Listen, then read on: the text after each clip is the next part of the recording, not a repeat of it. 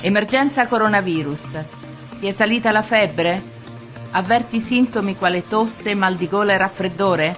Rimani a casa. Telefona al 112 o al tuo medico di medicina generale e riceverai l'assistenza del caso.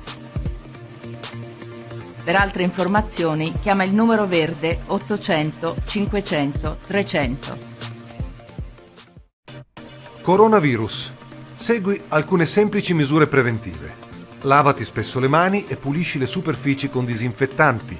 In caso di tosse o di starnuto, copriti naso e bocca ed evita il contatto ravvicinato con altre persone.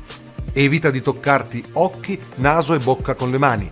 Non prendere antibiotici o antivirali non prescritti dal medico. Contatta il 112 se hai febbre o tosse o sei stato in Cina da meno di 14 giorni. Usa la mascherina solo se sei malato o se assisti persone malate.